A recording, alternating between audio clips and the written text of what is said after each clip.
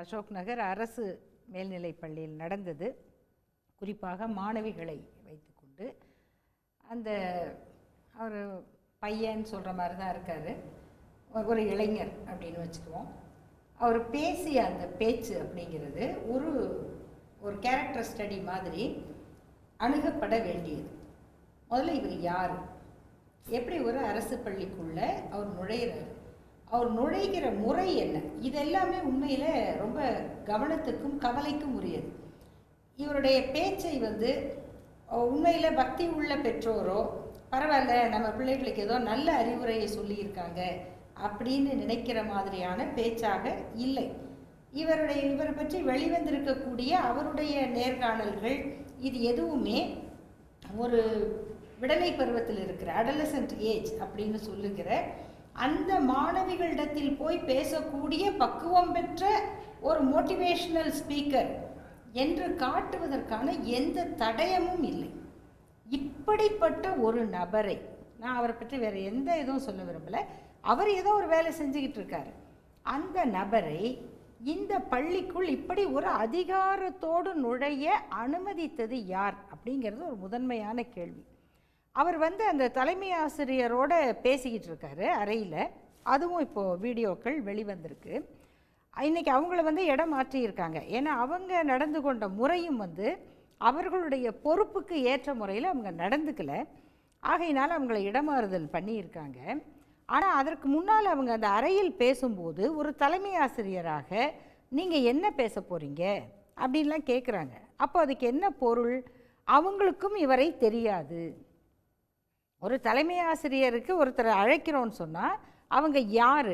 இப்போது நாங்கள்லாம் இவ்வளவு ஆண்டுகள் பேசிக்கிட்டு இருந்தால் கூட ஒரு கல்வி நிறுவனத்திற்கு எங்களை அழைக்கும்போது தெரிந்தவர்களாகவே இருந்தால் கூட உங்களுடைய ப்ரொஃபைல் வேணும் மேடம், நம்மக்கிட்டேயே கேட்டு நம்மை பற்றிய செய்திகளை சேகரித்து அந்த தலைமை பொறுப்பில் இருப்பவர்களிடம் கொடுத்து தான் அனுமதி வாங்குவாங்க. அப்படி தான் உள்ளே போக முடியும். ஆனால் தலைமை ஆசிரியருக்கே தெரியல நீங்கள் என்ன பேசுவீங்கன்னு கேட்குறாங்க. அவருடைய அந்த பேச்சு முறை இருக்குது பாருங்க, பார்த்தீங்களா? அது நம்ம சேலம் அந்த பகுதிகளில் எகத்தாளம்னு சொல்லுவாங்க. நான் என்ன வேணால் பேசுவேன், உங்களுக்கு என்ன வேணும்னு சொல்லுங்கள், அப்படி பேசுகிறார். அப்போது தனக்கு பின்னால் ஏதோ ஒரு அதிகாரம் இருக்குது. அவரை அனுப்பி வைத்தவர்கள், உள்ள அனுமதிக்க வைத்தவர்கள் அதிகார பலத்தில் இருக்கிறார்கள். அப்போது அது யார்? இது நமக்கு இல்லை 2-3 அம்சங்கள் இதில் என்னென்னா, ஒன்று அவர் அழைச்சிருக்காங்க, அவர் போய் பேசுகிறாரு, பேசின பொருள் அப்படின்ற ஒன்று நம்ம டிபேட்டுக்கு பண்ணணும். அவர் என்ன பேசினார்ன்றதை நம்ம பேசலாம். அது முன்ஜென்ம பலன், கர்ம பலன், நீங்கள் அதனால தான் காது கேட்காம பறக்கிறாங்க, பார்வை இல்லாமல் பறக்கிறாங்க, இதை நீங்கள் அடுத்த ஜென்மத்தில் நீங்கள் மோசமாக போவீங்க அப்படின்னு எச்சரிக்கிற ஒரு தன்மை இருக்குது. அவர் பேசின பேச்சு ஒன்று, அவர் அழைக்கப்பட்ட விதம் ஒன்று, அதை விட அந்த இடத்துல எதிர்வினை. ஒரு பார்வை மாற்றுத்திறனாளி ஆசிரியர் ஒருத்தர் கொதிச்சு போய் கேட்குறாரு, என்ன கர்மா இதை பற்றிலாம் பேசுகிறீங்க, முன்ஜென்ம பலன் பேசுகிறீங்க, இதெல்லாம் பள்ளிக்கூடத்தில் பேசுகிற பேச்சா, பெண்கள்கிட்ட பேசுகிற பேச்சா, ஒரு பெண் அழகில்லாமல் இருக்கிறாங்கன்னு கருதிட்டா அதுக்கு நீ போன ஜென்மத்தில் பண்ண பாவம்னு பேசியிருக்கிறார். இதை ஒரு ஆசிரியர் பார்வையற்றவர் தான் கேட்கணுமா? மற்ற ஆசிரியர்களுக்கெல்லாம் என்ன ஆனாங்க? அவங்க ஒரு அந்த பள்ளிக்கூடம் சென்னையிலே பிரமாதமான பள்ளிக்கூடம், அதில் இடம் கிடைக்கிறது அவ்வளோ கஷ்டம். மாநகராட்சி பள்ளியில், அரசு பள்ளியில் மற்றவர்கள்லாம் ஏன் இருந்தாங்க? இன்னொன்று, இது யாருமே கவனத்துக்கே வராமல் போயிருக்கும். அவர் தன் பெருமையை பறைசாற்றுறதுக்காக அவர் வீடியோ வெளியிட்டு தான் இந்த சம்பவமே வெளில வருது. இதுதான் என்னுடைய முதல் கவலையாக இருக்கிறது. இது நடந்த முறை, இது முதல்ல.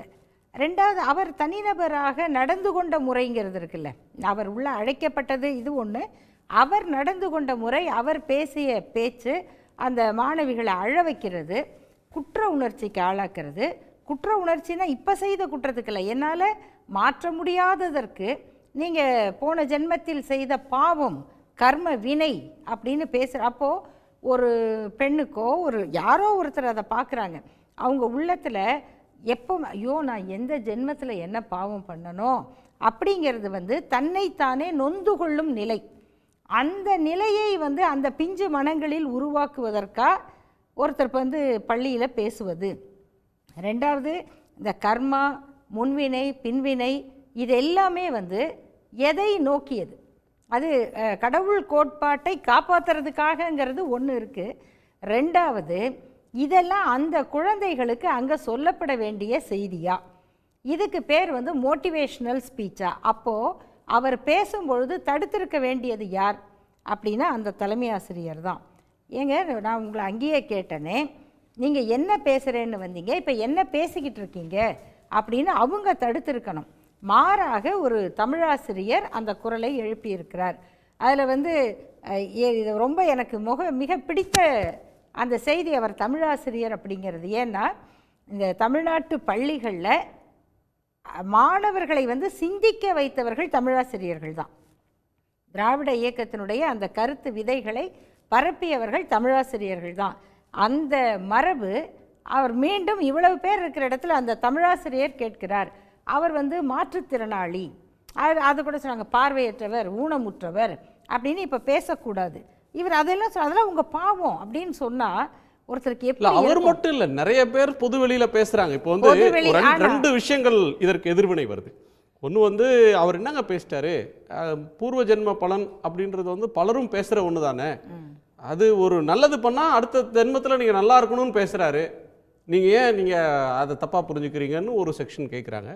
இன்னொன்று, அவர் ஆன்மீக கருத்துக்களை தானே வெளிப்படுத்தினாரு, நல்ல கருத்து தானே வெளிப்படுத்தி இருக்கிறாரு அப்படின்ற இன்னொரு கோணத்தை எதிர் முகாமில் வைக்கிறாங்க. முதல்ல இதெல்லாம் வந்து மாணவர்களிடம் பேச வேண்டிய நல்ல கருத்தா? இப்போது நாங்கள்லாம் பள்ளிக்கூடங்களுக்கு போகிறோம், கல்லூரிகளுக்கு போகிறோம்.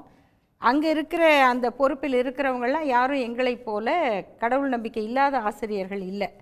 ஆனால் அவங்களுக்கு தெரியும் அந்த மாணவர்களிடம் என்ன பேசணும், அவங்களுக்கு எதை நம்ம சொல்லணும், அந்த செய்தியை சொல்கிறது தான் தேவையே தவிர உங்கள் ஆன்மீக பிரச்சாரத்தை எங்கே வேணால் பண்ணலாம், எங்கே வேணால் பண்ணலாம். இன்னொன்று, ஆன்மீக பிரச்சாரம் பண்ணுற ஒரு தோற்றமும் பக்குவமும் அந்த பண்பும் முதல்ல அவர்கிட்ட இருக்கா? நம்ம வந்து ஆன்மீகம்னு நம்ம குன்றக்குடி அடிகளாரை பார்த்துருக்குறோம். அவர் கர்ம பலன்லாம் பேச மாட்டார். குன்றக்குடி அடிகளார் பேசாத ஊர்கள், பள்ளிகள், கல்லூரிகள் இருக்காது. அவ்வளவு இடங்களில் போய் பேசியிருக்காரு. யோக கலைங்கிறத வாழ்வியல் கலையாக மாற்றிய வேதாத்ரி மகரிஷி அவர்கள் வந்து பள்ளிகளில் பேசுவார். அவங்களாம் வந்து என்ன கருத்தை அந்த குழந்தைகளுக்கு சொல்லணும், ஆன்மீகம் அப்படின்னு சொன்னாலும் அவங்களுக்கு என்ன சொல்லணும்.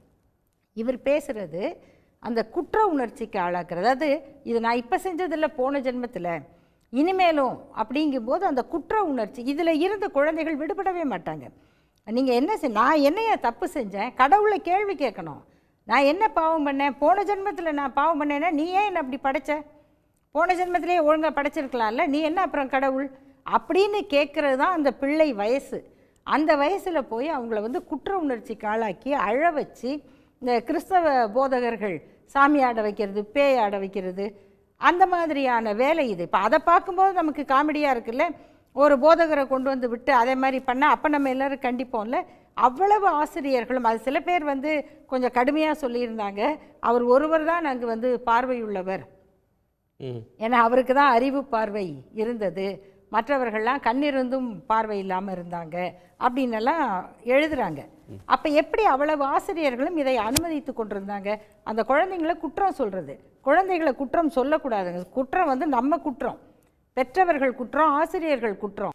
பள்ளிக்கூடத்தில் வந்து விஞ்ஞானத்தை, அறிவியல் வளர்ச்சி, அறிவியல் சிந்தனையை, மனப்பான்மையை பேசுகிறது மாதிரியே சமத்துவத்தை பேசணும். இப்போ இதில் ஒரு விஷயம் வந்து இன்னும் கொஞ்சம் டீப்பாக இதில் தொட்டோம்னா, நீங்கள் ஒரு கர்மா முன்ஜென்மத்தை பற்றி பேசுகிறப்ப அது வந்து ஜாதியோட லிங்க் ஆகுது. நீங்கள் வந்து ஒரு தாழ்த்தப்பட்ட ஜாதி அல்லது வந்து ஒடுக்கப்படுற ஒரு ஜாதியில் பிறக்கிறீங்கன்னா அது உன்னோட முன்ஜென்ம பலன் அப்படின்னு சொல்கிற ஒரு தேரி இருக்குது. இப்போ அதையும் சேர்த்து இதில் பார்க்கணும் அப்படின்ற ஒரு தேவையும் எழுதில்லை. அதாவது அடிப்படையில் இந்த ஆன்மீகம் அப்படிங்கிறது வந்து இப்படி நம்ம பள்ளிக்கூடத்தில் ஒரு உரை மூலமாக பேசுகிற ஒரு செய்தியே அல்ல. அது வந்து ரொம்ப அவங்க ஆழமாக அதை எப்படி ஏற்றுக்கிறாங்களோ மறுக்கிறாங்களோ அதை வந்து ஆழமாக அவங்களுடைய மனப்போக்கோட ஒரு வழியை தேர்ந்தெடுத்து தெரிஞ்சிக்க வேண்டிய ஒரு செய்தி. அதை இந்த மாதிரி அராஜகவாதிகள் வந்து எதிர்த்து கேள்வி கேட்டால் உன் பேர் என்ன அப்படின்னு கேட்டுக்கிட்டு சட்டையை மடிச்சுட்டு சண்டைக்கு போகிற ஆளுங்களை வச்சுக்கிட்டு பேசுறதே அல்ல, பண்ண முடியாது. ஆன்மீகம் பேசுறதே அல்ல. அவங்க சொல்கிற மாதிரி அது ஒரு சப்ஜெக்ட்ல சொல்லி முடிக்கிற விஷயம் இல்லை. இப்போ ஜெய கிருஷ்ணமூர்த்தி இருந்தார், அவருடைய நூல்கள் இருக்கு. ஒரு இதில் போகிறவங்க அதை போய் படிக்கலாம், அது வேறு. நீங்கள் பகவத்கீதையிலேருந்து நான் சொல்கிறேன் அப்படின்னா, பகவத்கீதையிலேருந்து நான் ஒரு பாட்டு சொல்கிறேன், ஸ்கூலில் சொல்ல விடுவாங்களா? சொன்னால் அந்த குழந்தைங்களுக்கு எப்படி இருக்கும்? பெண்கள்லாம் எப்படி பிறந்தவங்க, ஏன் இப்படி பிறந்தாங்கன்னு இருக்குது. நான் சபை நாகரிகம் கருதி அதை சொல்ல மாட்டேன். ஆனால் நான் கீதையிலேருந்து தானே சொல்கிறேன் அப்படின்னாக்க, நான் சொல்கிறேன் நீ கேட்குறியா அப்படின்னு சொல்லலாம். இதெல்லாம் தேவையில்லாதது. ஒழுக்கத்தை பற்றி பேசணும், அறத்தை பற்றி பேசணும், தற்காப்பு பற்றி பேசணும். இதுதான் பள்ளிகளில் பேச வேண்டிய கருத்து. இப்போது சில மகளிர் தின விழாக்கள் இதெல்லாம் நடக்கும்போது நான், தமிழிசை, வானதி, நாங்கள்லாம் சேர்ந்து மகளிர் கல்லூரிகளில் பேசுகிறோம். அப்போ ஒரு இடத்துல நாங்கள் 2 பேர் பேசுகிறோன்னு வச்சுக்கோங்க, அங்கே என்ன பேசுவோம்? அந்த பெண்களுக்கு அவர்களுடைய எதிர்காலம் குறித்த விழிப்புணர்வு, இதை தான் பேசணுமே தவிர எங்களுடைய அந்த அரசியலை அங்கே பேசக்கூடாது.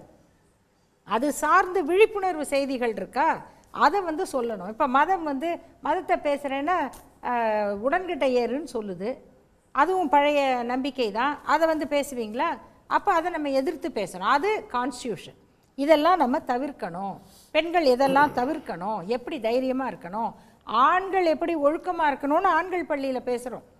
ஆண்களுக்கு ஒழுக்கத்தை சொல்லக்கூடாதுங்கிறாங்க, பெண்கள் தான் பத்திரமா இருக்கணும்.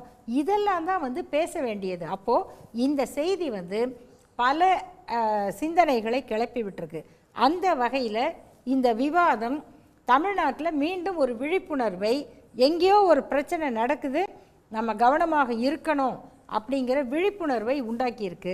ரெண்டாவது, ஒரு நம்முடைய தோழர் சொன்ன மாதிரி ஒரு பெரிய குரூப் அவங்க தயாரிச்சிருக்காங்க, அவங்கள பள்ளிகளுக்குள்ளே இறக்குறாங்க. அது அறிவியலுக்கு எதிரானது, சமத்துவத்துக்கு எதிரானது. மூணாவது, நீங்கள் ஜாதி பற்றி கேட்டீங்க. நம்முடைய நண்பர் உயர்ந்த ஜாதியில ஒருத்தர் பிறந்தா அவர் முன்ஜென்மத்துல பண்ண புண்ணியம், அப்படி ஒரு அம்மா பேசுறாங்க. அது வேற வந்துகிட்டே இருக்கு. அவர் பண்ண புண்ணியம், அவரை உயர்ந்த பிறப்பு, அது எப்படி பிறப்புக்கும் எல்லா உயிருக்கும், அதுதான் சொன்னேன். அறநூலை நீங்க சொல்ல முடியும். அவர் சொன்ன மாதிரி ஊழை விட ஊழிர் பெருவலி யாவுளன்னு சொல்லும், ஊழையும் உப்பக்கம் காண்பர்னு சொல்லும். இது அறநூலோட வேலை. ஆனால் நீங்கள் கர்மாவை அங்கே கொண்டு வந்தால் போன ஜென்மத்தில் செஞ்ச பாவம், அதனால் நீ இந்த ஜாதியில் பிறந்தா நான் உன்னை மிதிப்பேன், நான் உன் வீட்டை கொளுத்துவேன், இதெல்லாம் நீ போன ஜென்மத்தில் என் வீட்டை கொளுத்தியிருக்க அப்படின்னு பசங்க பேச ஆரம்பித்தா, இப்போவே பல ஊர்களில் விளையாட்டில் கூட மாணவர்கள் ஜாதி தாண்டி அணி சேர விரும்புவதில்லை, அப்படி வளர்த்துக்கிட்டு இருக்காங்க கொம்பு சீவி. அப்படிப்பட்ட பிரச்சனைகள் வர இடத்துல இது முன்ஜென்மம்னு அங்கே போய் பேசுனா, நான் பெரிய ஆளுன்னு நினைக்கிறவனுக்கு அது நல்லா இருக்கும், நான் அடிமையா அப்படின்னு கேட்குறவருக்கு அது எப்படி இருக்கும்? அப்போது எதிர்த்து பேசாதீங்க, இருக்கிற அமைப்பை அப்படியே ஏற்றுக்கங்க. நீ அடிமையா, நீ இந்த வேலை செய்யணுமா, அந்த வேலை மட்டும் செய். அவர் பெரிய ஆள், நீ கும்பிடணும்னா கும்பிடு. இந்த அமைப்பை கேள்வி கேட்காத, குறிப்பாக வர்ணாசிரமத்தை அப்படியே ஏற்றுக்கங்க அப்படின்னு சொல்கிறது தான் இவர்களுடைய நோக்கம். அதுக்கு தயாரிக்கப்பட்ட இந்த குரூப் இப்போ தமிழ்நாட்டில் எந்தெந்த பள்ளிகளுக்குள்ளெல்லாம் போயிருக்கு, எவ்வளோ பேர் இதில் இறங்கி வேலை செஞ்சுருக்காங்கங்கிறத நம்ம ஒரு கணக்கெடுக்க வேண்டிய வேலை இருக்குது. இதில் எனக்கு தெரிந்து அங்கே எதிர்க்க முடியாமல் நின்ற ஆசிரியர்களை விட அவரை அந்த அதிகாரத்தோடு அனுப்பிய அதிகாரிகள் யார் அப்படிங்கிறத அமைச்சர் அன்பில் பொய்யாமொழி அவர்கள் கண்டிப்பாக விசாரிக்கணும். இன்றைக்கி அவர் கொடுத்துருக்கிற அந்த பேட்டி ஒரு நம்பிக்கை அளிக்கக்கூடியதாக இருக்குது. ரெண்டாவது, அரசு பள்ளிகள் சார்ந்து அவர் பல நல்ல திட்டங்களை செயல்படுத்திக்கிட்டு இருக்காரு. அதே நேரத்தில் அந்த அடியில் கரையான் அரிக்கிற மாதிரி இவர்கள் உள்ளே நுழைகிறார்கள்னா அதற்கு காரணமான அதிகாரிகளை களை எடுக்க வேண்டிய பொறுப்பு ரொம்ப முக்கியமாக இருக்குதுன்னு நினைக்கிறேன்.